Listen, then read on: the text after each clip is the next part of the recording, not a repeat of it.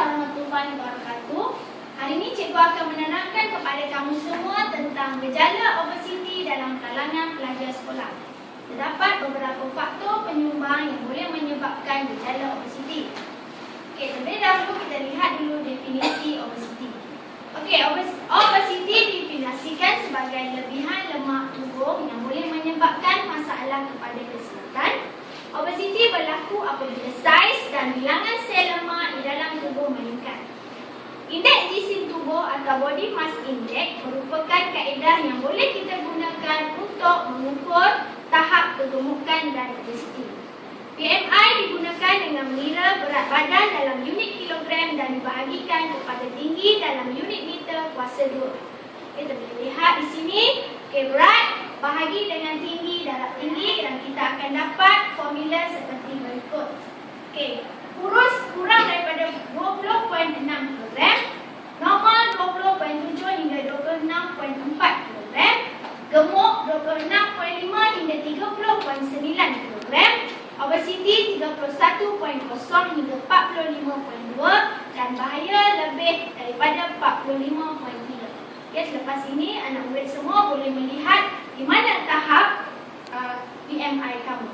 Seterusnya kita lihat faktor-faktor penyumbang kepada gejala obesiti.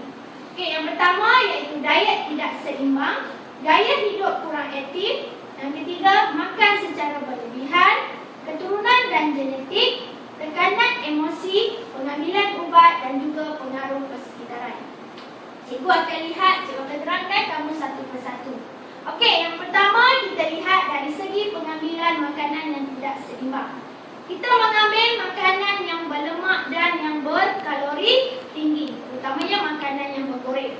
Seterusnya mengambil makanan ringan seperti keropok dan juga sebagainya. Seterusnya mengambil makanan dan minuman yang manis dan juga mengambil minuman berkarbonat. Seterusnya ialah kita lihat daripada faktor gaya hidup tidak aktif. Bagaimana kita nyatakan gaya hidup yang tidak aktif? Iaitu seseorang itu tidak bersenam, tidak gemar beriadah, menonton televisyen di sepanjang hari dan juga bermain permainan komputer. Semua gaya hidup yang tidak aktif ini tidak dapat mengeluarkan kalori. Seterusnya kita lihat kepada faktor makan secara berlebihan. Bagaimana yang dikatakan dengan makan secara berlebihan? Apabila seseorang itu cenderung makan apabila timbul keinginan, bukan kerana lapar tapi hanya keinginan. Seterusnya kita lihat dari faktor keturunan dan genetik.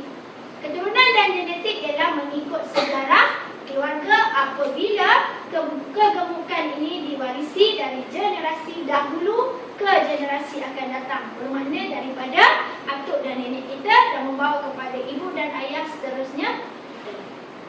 Seterusnya kita lihat pula dari faktor tekanan emosi. Ramai individu yang makan berlebihan apabila menghadapi tekanan dan mempunyai ketidakstabilan emosi. Contohnya sebagai pelajar, kamu tekanan untuk periksa, tekanan untuk menyiapkan kerja sekolah, jadi kamu banyak makan dan boleh menyebabkan obesiti. Seterusnya ialah pengambilan ubat. Ubat untuk merawat kemurungan boleh menyumbang kepada obesiti. Yang seterusnya ialah kita lihat slide yang seterusnya. Faktor persekitaran, di mana pengaruh iklan dan media massa melalui televisyen dan di corong-corong radio, dan juga pengaruh rakan sebaya. Apabila kamu melihat gambar-gambar di sini, apa kamu dapat? Mesti ada keinginan untuk makan.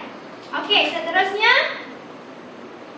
ini adalah obesiti dapat meningkatkan risiko penyakit serangan jantung, sakit sendi, tekanan darah tinggi, kematian perawatan, urat berpintal, diabetes dan juga stroke. Seterusnya kita akan lihat bagaimana kamu hendak sihat. Kalau kita hendak sihat, kita mesti mengamalkan makanan yang seimbang mengikut piramid makanan. Cikgu harap selepas penerangan cikgu ini, kamu dapat mengamalkan gaya hidup sihat dan makan makanan yang sihat supaya kamu dapat mengelakkan diri daripada penyakit obesiti. Sekian.